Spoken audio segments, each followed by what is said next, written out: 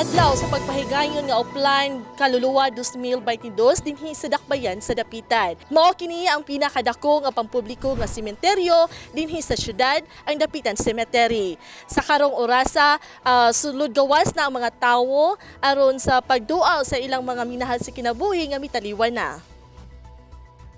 Isa sa mga residente, si Claudine Atilio, taga-barangay Dawo, ang ihatag sa iyang mensahe kabahin sa sitwasyon karon.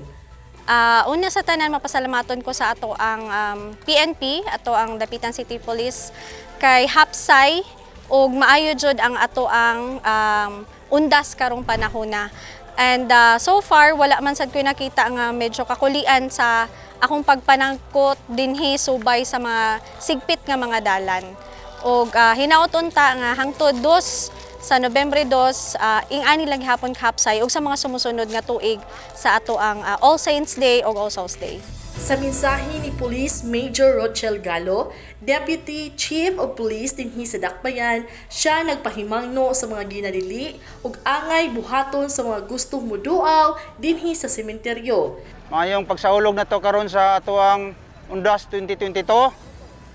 Niata karon diri sa area sa sementeryo sa Dapitan, nubanan kauban sa tuwang mga lain-lain nga mga agency, natay incident command post para makahatag kita og hinanali nga reaksyon kung ano ay mga angay nga respondihan. So base sa tuwang ordinansa nga gipatuman natay mga road closure sa mga designated area, Barangay Banunong, two-way traffic.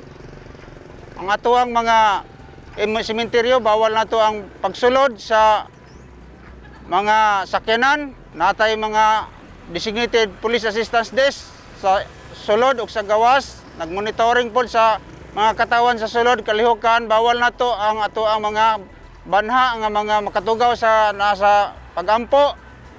Ingon man ang atong mga ginadili nga hinagiban, mga ilimnong makahubog, aron sa paghatag og linaw sa tuang mga cemetery ongoers.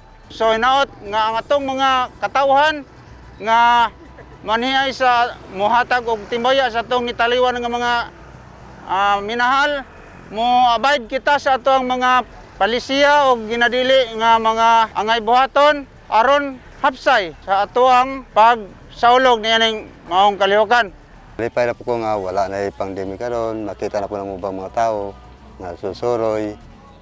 Dayon maka-duo na po sa sementeryo sa anong panahon na karon. Makita na mga anak nga nakakaroon nga gilubong sa malugay karon pa kami nakaduaw. Mga nang dako na kong pasalamat nga nakabalik mo yan yung panahon na nga wala na yung pandemic. Nagdahom ang mga kapulisan nga ugma, mudaghan pa ang mudagkot ug maghatag sa ilang pipila ka mga pag-ampo sa ilang mga minahal sa kinabuhi.